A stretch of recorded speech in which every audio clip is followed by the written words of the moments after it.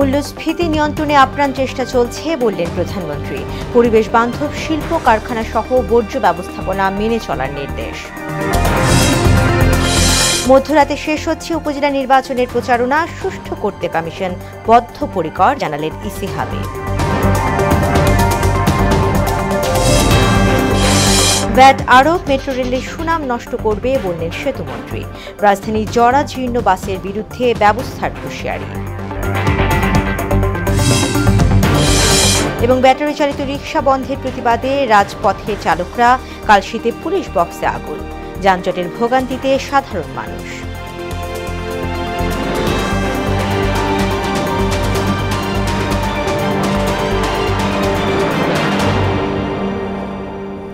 আসসালামু আলাইকুম, মোহনা সংবাদে সবাইকে স্বাগত।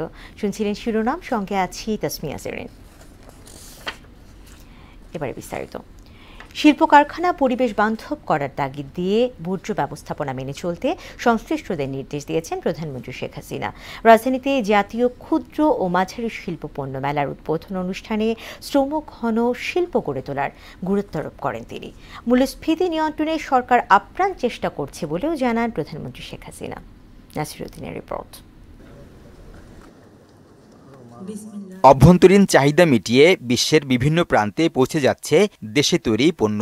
উৎপাদিত এসব পণ্যের বড় অংশই আসে ক্ষুদ্র ও মাঝারি শিল্প থেকে। দেশীয় উদ্যোক্তাদের তৈরি পণ্যের প্রসারে প্রতি বছর এসএমই মেলা আয়োজন করে শিল্প মন্ত্রণালয়। এবার অংশ নিয়েছে ৩.৫ শতাধিক ক্ষুদ্র ও মাঝারি শিল্প প্রতিষ্ঠান, যার ৬০% নারী উদ্যোক্তা। বঙ্গবন্ধু আন্তর্জাতিক সম্মেলন কেন্দ্রে সপ্তাহব্যাপী মেলা উদ্বোধন করেন প্রধানমন্ত্রী শেখ হাসিনা। জাতীয় এসএমই পুরস্কার বিজয়ী ৭ জন মাইক্রো, ক্ষুদ্র, মাঝারি ও স্টার্টআপ উদ্যোক্তাকে সম্মাননা প্রদান করেন তিনি। অর্থনীতি বিকাশে ক্ষুদ্র ও মাঝারি শিল্পের ভূমিকা তুলে ধরে বিশেষ অর্থনৈতিক অঞ্চলে দেশীয় উদ্যোক্তাদের বিনিয়োগের আহ্বান জানান প্রধানমন্ত্রী। আমাদের এসএমই ফাউন্ডেশনের জন্য যারা উদ্যোক্তা এককভাবে বা যৌথভাবে এই ১০০টা শিল্প অঞ্চলের বিভিন্ন অঞ্চলে কিন্তু তারা জায়গা নিতে পারেন এবং সেখানে উদ্যোক্তা হিসেবে শিল্প গড়ে তুলতে পারেন। মূল্যস্ফীতি নিয়ন্ত্রণে উৎপাদন বাড়ানোয় গুরুত্ব দেওয়া হচ্ছে বলে জানান তিনি। বিদেশে প্রত্যেকটা জিনিসের দাম, যেগুলো আমাদের আমদানি করতে হয়, সবকিছুর দাম বেড়েছে, যার একটা প্রভাব আমাদের দেশে পড়ছে, যেটা মূল্যস্ফীতিতে বিরাটভাবে বাধা সৃষ্টি করছে। মূল্যস্ফীতি বৃদ্ধি পেয়েছে। যদি এটাকে আমরা আরও নিয়ন্ত্রণ করবার আপ্রাণ চেষ্টা করছি, সেটা একমাত্র করতে পারবো যত আমরা নিজস্ব উৎপাদন বাড়াতে পারবো। সরকার প্রধান বলেন, শিল্প খাতে আধুনিক প্রযুক্তি ব্যবহার করতে হবে, কলকারখানা হতে হবে পরিবেশ বান্ধব। যারা যেখানেই কোনো শিল্প গড়ে তুলবেন, অবশ্যই লক্ষ্য রাখবেন যে আপনার এই শিল্পের বর্জ্য যেন নদীতে না পড়ে, পানিতে না হয়, কোনো আমাদের পানিতে যেন কোনো রকম পলিউশন না হয়। সামান্য একটু কেমিক্যাল ব্যবহারের ওই পয়সাটা বাঁচাতে যে দেশের সর্বনাশ, সাথে সাথে নিজের সর্বনাশটা কেউ করবেন না, সেটা আমার অনুরোধ থাকলো। এলাকা ভিত্তিক পণ্য অনুসন্ধান ও বাজার ব্যবস্থা গড়ে তুলতে উদ্যোক্তাদের তাগিদ দেন প্রধানমন্ত্রী শেখ হাসিনা। শিল্প মন্ত্রণালয়কে এটা খেয়াল রাখতে হবে যে শ্রম ঘন শিল্প যেন আমাদের দেশে গড়ে ওঠে। নাসিরউদ্দিন, মোহনা সংবাদ, ঢাকা। মধ্যরাতে শেষ হচ্ছে দ্বিতীয় ধাপের উপজেলা নির্বাচনের প্রচারণা। এ পর্যায়ে ১৬০টি উপজেলায় ভোট হবে মঙ্গলবার ২১ মে। ভোট ঘিরে এসব এলাকায় জমে উঠেছে শেষ বেলার প্রচারণা। ভোটারের মন পেতে কর্মী সমর্থক নিয়ে পাড়া মহল্লা অলিগলি চষে বেড়াচ্ছেন প্রার্থীরা। পছন্দের প্রার্থী নির্বাচনে ভোটাররা নানা হিসাব করছেন। নির্বাচন সুষ্ঠু করতে সব প্রস্তুতি শেষ করেছে কমিশন। ঝুঁকিপূর্ণ কেন্দ্র মোতায়েন করা হয়েছে আইনশৃঙ্খলা রক্ষাকারী বাহিনীর অতিরিক্ত সদস্য। উপজেলা নির্বাচন সুষ্ঠু করতে কমিশন বদ্ধপরিকর বলে জানালেন নির্বাচন কমিশনার আহসান হাবিব খান। এ লক্ষ্যে আইনশৃঙ্খলা রক্ষাকারী বাহিনী সততার সঙ্গে কাজ করে যাচ্ছে বলেও জানান তিনি। বরগুনায় এক মতবিনিময় সভায় তিনি কথা বলেন। হাবিব বলেন, গত সংসদ নির্বাচনে জনগণ উৎসব মুখর পরিবেশে ভোট দিয়েছে। বরগুনা ও বেতাগী সহ সব উপজেলা পরিষদ নির্বাচন এবারও 100% সুষ্ঠু হবে। এ সময় ভোটারদের নির্বিঘ্নে ভোট কেন্দ্রে গিয়ে ভোট দেওয়ার আহ্বান জানান তিনি। আপনারা ভোট কেন্দ্রে আসেন, নিরাপদে নির্বিঘ্ন আসেন। আপনাদের নিরাপত্তা আমাদের আইন শৃঙ্খলা বাহিনী দিবে এবং আপনারা নিজের ভোটটা দিয়ে বাড়িতে চলে যাবেন ইনশাল্লাহ। সো আপনারা আসেন, আপনাদের ভোটাধিকার একটা গণতান্ত্রিক অধিকার, এটা আপনারা প্রয়োগ করেন এবং আপনারা এটা দায়িত্ব। মেট্রো রেলে এনবিআর এর 15% ভ্যাট আরোপের সিদ্ধান্তের বিরোধিতা করেছেন সড়ক পরিবহন ও সেতুমন্ত্রী ওবায়দুল কাদের। পাশের দেশ ভারতেও মেট্রো রেলে ভ্যাট নিয়ে উল্লেখ করে বিষয়টি প্রধানমন্ত্রীকে জানানো হয়েছে বলেও জানান তিনি। দুপুরে রাজধানী হোটেল ইন্টারকন্টিনেন্টালে মেট্রো রেলের এক সেমিনারে প্রধান অতিথির বক্তব্যে তিনি এসব কথা বলেন। সেতুমন্ত্রী বলেন, ভ্যাট বসলে মেট্রো রেলের সুনাম নষ্ট হবে। এ সময় রাজধানী জরাজীর্ণ বাস চলাচলের বিরুদ্ধেও পদক্ষেপের হুঁশিয়ারি জানান তিনি। হঠাৎ করে এখানে 15% ভ্যাটের ঘোষণা, আমি মাননীয় প্রধানমন্ত্রীকে বিষয়টি জানি যে এনবিআর এর এই সিদ্ধান্ত দিস ইজ নট রাইট। এই যে মেট্রো রেলের মতো একটা আধুনিক গণপরিবহন, এই অনুষ্ঠান থেকে বেরোয় রাস্তায় যখন যাব, তখন ওই গরিব গরিব জীর্ণ শীর্ণ চেহারার বাসগুলো দেখলে কেমন। ব্যাটারি চালিত রিকশা বন্ধের প্রতিবাদে চালকদের আন্দোলনে ভোগান্তিতে পড়েছে সাধারণ মানুষ। আন্দোলনে সহানুভূতি পাচ্ছেন না রোগীরাও। রাজধানী জুড়ে সৃষ্টি হয়েছে যানজট। এই ঘটনায় কালশীতে পুড়িয়ে দিয়েছে 2টি ট্রাফিক পুলিশ বক্স। আন্দোলনকারীরা বলছেন, দাবি না মানা পর্যন্ত চলবে প্রতিবাদ। মনিরুল ইসলামের রিপোর্ট। একে তো তাপদাহ, তার উপর ব্যাটারি চালিত রিকশা চালকদের আন্দোলন। এমন অবস্থায় রাজিয়া বেগম নামে এক শতবর্ষী বৃদ্ধা পড়েন বিপাকে। কুর্মিটোলা হাসপাতাল থেকে ডাক্তার দেখিয়ে যেতে পারছেন না গন্তব্যে। মেয়ের সাহায্যে কোনো মতে হেঁটে হেঁটেই যাচ্ছিলেন। এমন অবস্থা দেখে মানবিক দায়িত্ব পালনে এগিয়ে আসে টিম মোহনা। কোলে নিয়ে তুলে নেন গাড়িতে। আন্দোলনের কারণে নাবিশ্বাস অবস্থা রাজধানীবাসীর। মিরপুর 10 নম্বরে আন্দোলনকারীদের ছত্রভঙ্গ করার পর বেলা 2টায় ফের চালকরা অবস্থান নেয় কালশীতে। এতে যানজট ছড়িয়ে পড়ে বিমানবন্দর পর্যন্ত। সেসব ভোগান্তির কথাই জানালেন ভুক্তভোগীরা। আমরা তো এভাবে সাধারণ পাবলিক কষ্ট করতেছি, কি বলবো এখানে।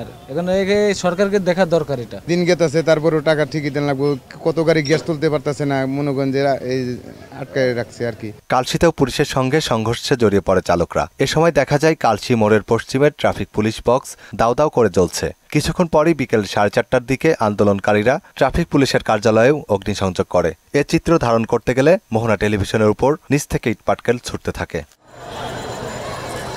আর চালকরা সরকারের এমন সিদ্ধান্তে হতাশা প্রকাশ করেন। বলেন, তাদের দাবি না মানা পর্যন্ত আন্দোলন চালিয়ে যাবেন। আমাদের নির্দেশনা দেখ, আমরা তো গরিব মানুষ, আমরা তো কর্ম করে খাই, আমরা তো চুরি করি না, ছিনতাই করি না, ডাকাতি করি না। নইলে অমুকের ঘর চুরি করবো, নইলে একটা অফিসারের ঘর চুরি করবো, এটা কি আপনি মানবেন? জামালের উপর কাটায় মানে কিভাবে আমরা কর্ম করে খাবো, সেই চেষ্টায় কিন্তু আমরা আছি। এ সময় যানবাহন আটকে বেশ কয়েকটি বাস ও প্রাইভেট কারও ভাঙচুর করে আন্দোলনকারীরা। মনিরুল ইসলাম, মোহনা সংবাদ, ঢাকা। অটোরিকশা চলাচল বন্ধের সিদ্ধান্তের প্রতিবাদে রাজধানীর মিরপুরে রিকশা চালক ও পুলিশের মধ্যে ধাওয়া পাল্টা ধাওয়ার ঘটনা ঘটেছে। এ সময় বেশ কয়েকটি গাড়ি ভাঙচুর করে বিক্ষোভকারীরা। পুলিশ বিক্ষোভকারীদের ছত্রভঙ্গ করার প্রায় 5.5 ঘন্টা পর স্বাভাবিক হয় যান চলাচল। আরও জানাচ্ছেন হুমায়ুন কবির। রাজধানীতে অটোরিকশা চলাচল বন্ধের ঘোষণার প্রতিবাদে মিরপুর এলাকা সড়ক অবরোধ করে 10 নম্বর গোলচত্বরে বিক্ষোভ করে অটোরিকশা চালকরা। দীর্ঘক্ষণ সড়ক বন্ধ থাকার পর যান চলাচল স্বাভাবিক করার উদ্যোগ নেয় পুলিশ। এই সময় বিক্ষোভকারীরা কয়েকটি গাড়ি ভাঙচুর করে এবং পুলিশের সঙ্গে সংঘর্ষে জড়িয়ে পড়ে। কিছু সময়ের জন্য চলে ধাওয়া পাল্টা ধাওয়া। এক পর্যায়ে পুলিশকে লক্ষ্য করে বিক্ষোভকারীরা ইটপাটকেল ছুড়লে তাদের ধাওয়া করে ছত্রভঙ্গ করে দেয় পুলিশ। ভিডিও ফুটেজ দেখে গাড়ি ভাঙচুরে জড়িতদের বিরুদ্ধে ব্যবস্থা নেওয়ার কথা জানান মিরপুর বিভাগের উপপুলিশ কমিশনার জসিমউদ্দিন মোল্লা। মহামান্য হাইকোর্টের নির্দেশনা অনুযায়ী আমরা অটোরিকশা বন্ধ করেছি। কানিমূলক কিছু দুষ্কৃত যারা দুষ্ট প্রকৃতির, তারা যে পুলিশের উপর আক্রমণ করলো, গাড়ির উপরে আক্রমণ করলো, তারপরে তাদেরকে এইখানকার রাস্তা পরিষ্কার করার জন্য আমরা তাদেরকে সরিয়ে দিলাম। এর আগে সকাল 10:30টার দিকে মিরপুরের বিভিন্ন এলাকা থেকে 10 নম্বর গোলচত্বর এলাকা জড়ো হয়ে যান চলাচল বন্ধ করে দেন তারা। এতে বিপাকে পড়ে যাত্রীরা। অটোরিকশা চালকদের দাবি, বিকল্প কর্মসংস্থানের ব্যবস্থা না করে অটোরিকশা চলাচল বন্ধ করা যাবে না। এই গাড়িটা যদি বন্ধ করতে হয় কেন আগে করেনি? হঠাৎ যদি আমরা বন্ধ করে দেই তাহলে আমরা কিভাবে চলবো? যে কোনো একটা চাকরি থেকে আমরা যেন মা বাবাকে খাওয়াইতে পারি একদিন। আমরা কিভাবে চলবো? পাহাড়ে কোন আমগো গাছটাম ধরে দিতে কোন। কিছু সময়ের জন্য মিরপুর 10 নম্বর গোলচত্বর এলাকায় অচল করে দেয় তারা। আমি অটো রিকশা চালাই, ঠিক আছে, কিস্তির উপরে একটা গাড়ি তুলছি, এই গাড়িটা পর্যন্ত নিয়ে গেছে। এই অটো রিকশার উপরে 2 লাখ টাকা আমার দেনা। প্রত্যেক দিন মনে করেন 500 টাকা কিস্তি স্যার। এরপরে সংসার আছে, বাজার কইরা রুম ভাড়া দিয়ে সব চলতে হয়। আমি কর্ম করতে পারি না, আমি আর কিভাবে আমি চলবো আমি তাহলে। ব্যস্ততম এই এলাকা 5.5 ঘন্টার পর স্বাভাবিক হয় যান চলাচল। হুমায়ুন কবির, মোহনা সংবাদ, ঢাকা। রোহিঙ্গা প্রত্যাবাসনে ভারত ও চীনের ভূমিকা মুখ্য মন্তব্য করে পররাষ্ট্রমন্ত্রী ডক্টর হাসান মাহমুদ বলেছেন, দেশ দুটির সহায়তা বাড়ানো গেলে রোহিঙ্গা সংকট সমাধান সম্ভব। দুপুরে জাতীয় প্রেস ক্লাবে রোহিঙ্গা সংকট ভবিষ্যৎ পথরেখা শীর্ষক আলোচনা সভায় একথা বলেন তিনি। মন্ত্রী বলেন, আন্তর্জাতিক চাপ যদি অব্যাহত রাখা যায়, আদালতের রায় আমাদের পক্ষে এলে মিয়ানমার প্রত্যাবাসন শুরু করবে আশা করি। এছাড়া আন্তর্জাতিকভাবে যে মামলা করা হয়েছে তার রায় বাংলাদেশের পক্ষে আসছে। তিনি আরও বলেন, কিরগিজস্তানে এখন পর্যন্ত কোনো বাংলাদেশি শিক্ষার্থী নিহতের ঘটনা ঘটেনি। কদিন আগে মার্কিন সহকারী পররাষ্ট্রমন্ত্রীও ঘুরে গেছেন, তার সাথে এই বিষয়টি নিয়ে আমাদের আলোচনা হয়েছে এবং সেই আলোচনায় তিনি কিছু সাজেশনও আমাদের দিয়েছেন। আমি সেগুলো সবকিছু বলতে চাই না, কিছু সাজেশন দিয়েছেন সমস্যার সমাধান করার লক্ষ্যে। আমাদের যে রিজিওনাল পাওয়ারগুলো সবাইকে, এখানে ভারত এবং চায়নার ভূমিকা অত্যন্ত মুখ্য। ঢাকা দক্ষিণ সিটিতে গত 50 বছরে যে কাজ হয়নি তা গেল 4 বছরে হয়েছে বলে জানালেন দক্ষিণের মেয়র শেখ ফজলিনুর তাপস। দায়িত্ব নেওয়ার 4 বছর পূর্তি উপলক্ষে বিগত দিনে 1200 কোটি টাকার অবকাঠামো উন্নয়ন সহ বিভিন্ন উন্নয়নের ফিরিস্তি তুলে ধরেন তিনি। সকালে নগর ভবনে উন্নত ঢাকার উন্নয়ন অগ্রযাত্রার 4 বছর শীর্ষক এক সংবাদ সম্মেলনে তিনি এসব কথা বলেন। বিগত 50 বছরে ঢাকা দক্ষিণ সিটি কর্পোরেশন আওতাধীন এলাকায় মাত্র 24টি অন্তর্বর্তীকালীন বর্জ্য স্থানান্তর কেন্দ্র নির্মাণ করা হয়েছিল 22টি ওয়ার্ডে। বিগত 4 বছরে আমরা নতুন 41টি অন্তর্বর্তীকালীন বর্জ্য স্থানান্তর কেন্দ্র নির্মাণ সম্পন্ন করেছি। আন্তর্জাতিক প্রসঙ্গ, দুর্ঘটনার কবলে পড়েছে ইরানের প্রেসিডেন্ট ইব্রাহিম রইসিকে বহনকারী হেলিকপ্টার। আজারবাইজানের সীমান্তবর্তী এলাকা জলফায় এই দুর্ঘটনা ঘটে। ইব্রাহিম রইসি একটি বাঁধ উদ্বোধনের জন্য আজারবাইজান গিয়েছিলেন। এ সময় বহরে আরও 3টি হেলিকপ্টার ছিল বলে জানিয়েছে আল জাজিরা। তবে প্রেসিডেন্ট রইসি সম্পর্কে স্পষ্টভাবে কিছু জানায়নি আন্তর্জাতিক গণমাধ্যমগুলো। সংবাদ মাধ্যম এপি জানায়, প্রেসিডেন্ট রইসির সঙ্গে দেশটির পররাষ্ট্রমন্ত্রী আমির আবদুল্লাহিয়ান পূর্ব আজারবাইজানের গভর্নর ছিলেন। দুর্ঘটনার খবর পাওয়ার পরে সেখানে পৌঁছেছে উদ্ধারকর্মীরা। ঝিনাইদহ 4 আসনের সংসদ সদস্য আনোয়ারুল আজিম আনার চিকিৎসার জন্য ভারতে গিয়ে নিখোঁজ হওয়ায় ভারতীয় পুলিশের সঙ্গে যোগাযোগ করেছে টিভি। সন্ধ্যায় মহানগর গোয়েন্দা কার্যালয়ে সংসদ সদস্য আনারের কন্যা দেখা করতে গেলে এ তথ্য জানান ডিবি প্রধান হারুনুর রশিদ। তিনি বলেন, সংসদ সদস্যর মোবাইল নাম্বার খোলা থাকলেও এটি তার নিয়ন্ত্রণে নেই। বিভিন্ন সময়ে হোয়াটসঅ্যাপে টেক্সট মেসেজ আসছে। এ বিষয়ে অগ্রগতি জানতে ইন্ডিয়ার গোয়েন্দা সংস্থা STF এর কাছে ডিবি সহযোগিতা চেয়েছে। সে আমাদের কাছে আসছে যে তার বাবাকে সে কিভাবে খুঁজে পাচ্ছে না, সে আসছে। আসার পরে আমরা এখনো আবার আমাদের যে এডিসি সাহেদুর সহ আমরা ইন্ডিয়ান যে STF পুলিশ বা থানার OC, তারপর DC সবার সাথে আমরা কথা বললাম। তারা অনেক কাজ করছে। অনুমোদনহীন ইলেকট্রোলাইট পানীয় বাজারজাত করার দায়ে 2টি প্রতিষ্ঠানকে অর্থদণ্ড দিয়েছেন সিটি কর্পোরেশনের বিশুদ্ধ খাদ্য আদালত। একই সঙ্গে বাজার থেকে এসব পণ্য তুলে নেওয়ার নির্দেশও দেওয়া হয়েছে। দুপুরে নগর ভবনে স্থাপিত আদালতের বিচারক আলাউল আকবর এ রায় দেন। পরে শর্ত সাপেক্ষে তাদের জামিন মঞ্জুর করেন। ইলেকট্রোলাইট বা এনার্জি ড্রিঙ্ক নামে কোনো পণ্যের অনুমোদন নেই বলে জানিয়েছে নিরাপদ খাদ্য কর্তৃপক্ষ। নয়ন মুরাদের রিপোর্ট। থরে থরে সাজানো এসব কোমল পানীয় ক্রেতা সাধারণের দৃষ্টি আকর্ষণ করলেও এর মধ্যে অধিকাংশ পণ্যে রয়েছে মানবদেহের জন্য ক্ষতিকর উপাদান। আর ইলেকট্রোলাইট বা এনার্জি ড্রিঙ্কের নামে যা বাজারজাত করা হচ্ছে তা আরও ভয়াবহ। অনুমোদনই নেই, তাহলে সেটার ক্ষতিকর কি আছে বিষয়? এটা কি ঔষধ নাকি খাবার? এমন প্রেক্ষাপটে গেল 14 মে বিশুদ্ধ খাদ্য আদালতে 7টি কোম্পানির 5টি ইলেকট্রোলাইট পানীয় নিষিদ্ধ চেয়ে মামলা দায়ের করেন নিরাপদ খাদ্য কর্তৃপক্ষের পরিদর্শক মোহাম্মদ কামরুল হাসান। শুনানি শেষে 2টি কোম্পানিকে অর্থদণ্ড করেন আদালত। একই সঙ্গে বাজার থেকে ক্ষতিকর এসব পণ্য সরিয়ে নেয়ার নির্দেশও দেওয়া হয়। তারা দুষ্টিকার কথা সম্পূর্ণ পণ্যগুলো অবৈধ, তো এই অবৈধ পণ্যগুলোর অবস্থার কি হবে? এগুলো জনস্বাস্থ্যের জন্য মারাত্মক হুমকি। এই পণ্যগুলো বাজার থেকে উত্তোলন করা খুবই জরুরি। আদালত আমার আবেদন মঞ্জুর করেছেন। বাজারে কয়েকটি ইলেকট্রোলাইট পানীয়র বোতলের গায়ে লেখা উপাদান সম্পর্কে জানা যায় পুষ্টিগুণের কথা লেখা থাকলেও সেখানে শুধুমাত্র কিছু কেমিক্যাল উপাদানের নাম লেখা রয়েছে, যা মানবদেহের জন্য অত্যন্ত ক্ষতিকর। বিষয়টি স্বীকার করে নিরাপদ খাদ্য কর্তৃপক্ষের খাদ্য ভোগ ও ভোক্তা অধিকার বিষয়ক কর্মকর্তা জানান, এ ধরনের পণ্য সংশ্লিষ্ট কোনো প্রতিষ্ঠান অনুমোদন দেয়নি। এনার্জি ড্রিঙ্কসের কোনো প্রকার স্ট্যান্ডার্ড তৈরি করা হয় নাই এবং কোনো অনুমোদনও দেওয়া হয়নি। এখন বাজারে ইলেকট্রোলাইট এনার্জি ড্রিঙ্কস নামেই হোক বা অন্য কোনোভাবেই হোক, যদি এনার্জি ড্রিঙ্কস থাকে তাহলে সেটা একেবারেই অবৈধ। কারণ যে সফট ড্রিঙ্কসের জন্য এই মুহূর্তে আসলে ক্যাফেইনের মাত্রা ঠিক করে দেওয়া আছে, তো এই ক্যাফেইনের মাত্রা যেটা ঠিক করে দেওয়া আছে সেটা সফট ড্রিঙ্কসের জন্য। এটা যদি অতিরিক্ত যে মাত্রায় আছে তার চেয়ে যদি অতিরিক্ত তারা যদি এই এনার্জি ড্রিঙ্কসে ব্যবহার করে সেটা একেবারেই অবৈধ। তিনি জানান, সফট ড্রিঙ্কসের জন্য নির্ধারণ করে দেয়া ক্যাফেইন ও অন্যান্য উপাদানের মাত্রা বাড়িয়ে ইলেকট্রোলাইট বা এনার্জি ড্রিঙ্ক নামে যা বাজারজাত করা হচ্ছে তা আইনত দণ্ডনীয় অপরাধ। নয়ন মুরাদ, মোহনা সংবাদ, ঢাকা। প্রচার প্রচারণার শেষ দিনে ব্যস্ত সময় পার করছেন উল্লাপাড়া উপজেলা পরিষদ নির্বাচনের প্রার্থী সমর্থকরা। সকাল থেকে বিভিন্ন এলাকায় সভা সমাবেশ গণসংযোগ করে ভোট প্রার্থনা করছেন তারা। ভোটারদের আকৃষ্ট করতে দিচ্ছে নানা প্রতিশ্রুতি। ষষ্ঠ উপজেলা পরিষদের দ্বিতীয় দফা নির্বাচন আগামী 21 মে অনুষ্ঠিত হবে। সিরাজগঞ্জের উল্লাপাড়া উপজেলা পরিষদ নির্বাচনে চেয়ারম্যান পদে 5 জন, ভাইস চেয়ারম্যান পদে 6 জন এবং মহিলা ভাইস চেয়ারম্যান পদে 5 প্রার্থী প্রতিদ্বন্দ্বিতা করছেন।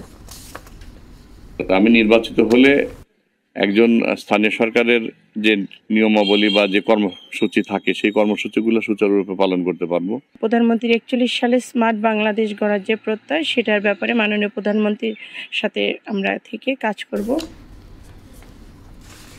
উৎপাদন ও প্রজনন বাড়াতে মধ্যরাত থেকে সাগরে শুরু হচ্ছে ইলিশ সহ সব ধরনের মাছ শিকারে 65 দিনের নিষেধাজ্ঞা। এ লক্ষ্যে ইতোমধ্যে বিভিন্ন উপকূলে ঘরে ফেরার প্রস্তুতি সম্পন্ন করেছেন জেলেরা। নিষেধাজ্ঞা চলবে আগামী 23 জুলাই রাত 12টা পর্যন্ত। এদিকে এ সিদ্ধান্তকে স্বাগত জানালেও জীবন জীবিকা নিয়ে দুশ্চিন্তায় জেলেরা। নিষেধাজ্ঞার সময়টাতে সরকারি খাদ্য সহায়তা সঠিকভাবে বন্টন করার দাবি জানিয়েছেন তারা। বাংলাদেশের প্রান্তিক জনগোষ্ঠীর জীবনমান উন্নয়নে নিবেদিত এনজিও সাজিদা ফাউন্ডেশনের সাথে চুক্তিবদ্ধ হয়েছে হারপিক। এই সমঝোতা চুক্তির লক্ষ্য অসহায় স্যানিটেশন কর্মীদের স্বাস্থ্যগত সমস্যা সমাধানে একত্রে কাজ করা। গুলশান 1-এ অবস্থিত রেকিট বেনকিজার বাংলাদেশ পিএলসির প্রধান কার্যালয়ে এই চুক্তি সই হয়। সাজিদা ফাউন্ডেশনের জ্যেষ্ঠ উপদেষ্টা মোহাম্মদ ফজলুল হক এবং সহকারী মহাব্যবস্থাপক মোহাম্মদ শফিকুল ইসলাম এবং জনপ্রিয় অভিনেত্রী ও হারপিকের ব্র্যান্ড অ্যাম্বাসেডর নুসরাত ইমরোজ দিশা সহ আরও অনেকে অনুষ্ঠানে উপস্থিত ছিলেন। খেলার খবর, ক্রিকেট। যুক্তরাষ্ট্রের হিউস্টনে অনুশীলন করেছে বাংলাদেশ দল। ক্রিকেটাররা জিম এবং রানিং করেছে প্রথম দিনের অনুশীলনে। বিশ্বকাপের আগে ট্রেনার নাথান কালির অধীনে নিজেদের ফিটনেস ঝালিয়ে নিচ্ছেন টাইগাররা। টি-20 বিশ্বকাপ ও যুক্তরাষ্ট্রের বিপক্ষে 3 ম্যাচ টি-20 সিরিজ খেলতে গেল শুক্রবার হিউস্টনে পৌঁছায় বাংলাদেশ দল। আগামী 21, 23 ও 25 মে যুক্তরাষ্ট্রের বিপক্ষে 3 ম্যাচ টি-20 সিরিজ খেলবে টাইগাররা। দেশের হয়ে খেলাটা একটা গৌরবের বিষয়। আমি সবসময় এনজয় করি দেশের হয়ে খেলাটা।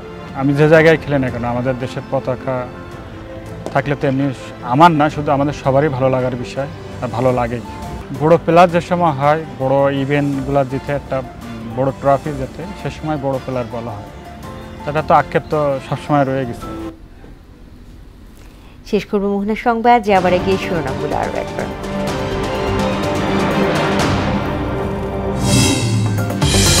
মূল্যস্ফীতি নিয়ন্ত্রণে আপ্রাণ চেষ্টা চলছে বললেন প্রধানমন্ত্রী। পরিবেশ বান্ধব শিল্প কারখানা সহ বর্জ্য ব্যবস্থাপনা মেনে চলার নির্দেশ।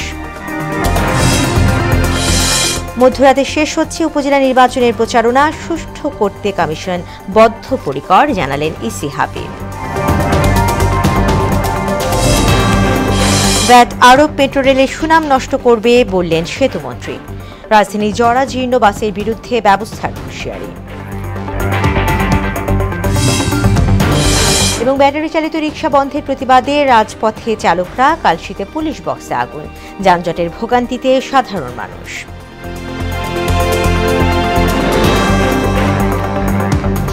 দর্শক, এই ছিল মোহনার সংবাদ। পরবর্তী সংবাদ রাত 12টায়। এছাড়া মোহনার সবশেষ খবর জানতে ভিজিট করুন www.mohana.tv। সংবাদ দেখতে পারেন আমাদের ফেসবুক পেজ ও ইউটিউবেও। এতক্ষণ সঙ্গে থাকার জন্য ধন্যবাদ।